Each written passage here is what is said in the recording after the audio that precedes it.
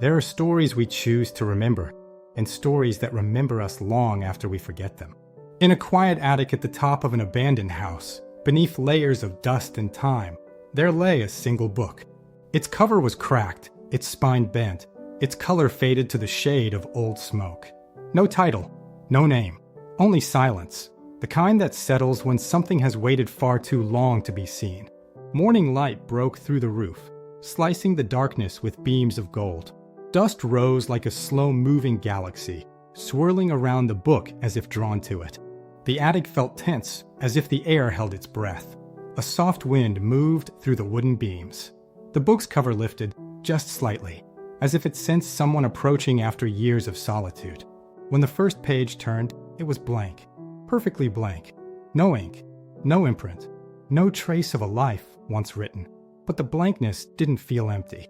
It felt waiting, like the silence before a confession. A faint glow pulsed beneath the page, warming the paper like the breath of someone unseen. Slowly, lines began to appear. Not words, not drawings.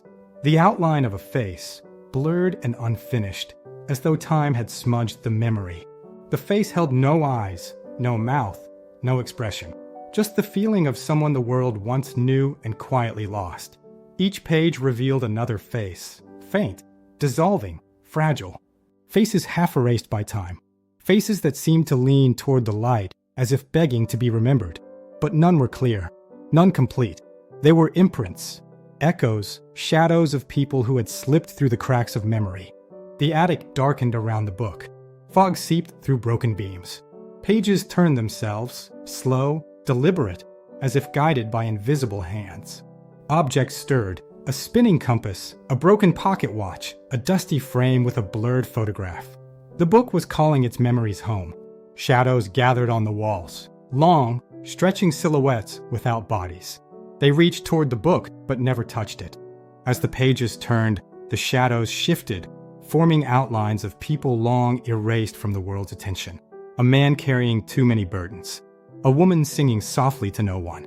A child reaching upward as if for a hand that never returned.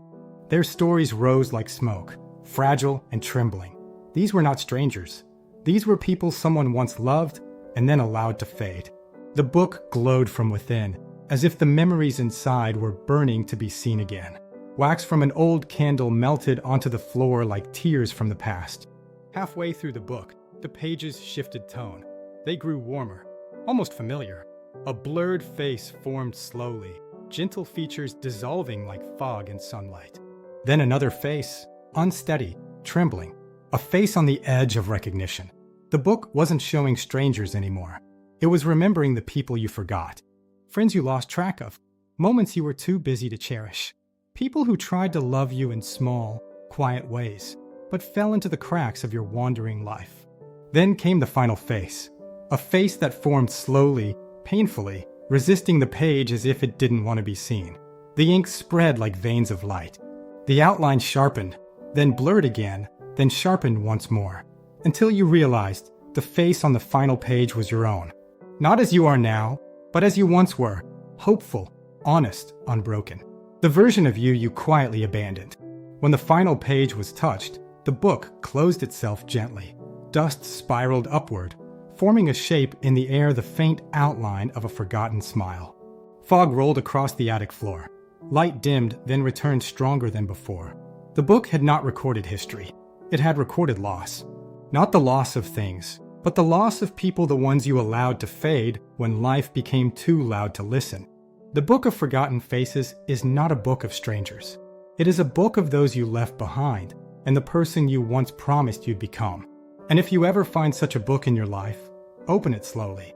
You may discover that the hardest face to remember was always your own.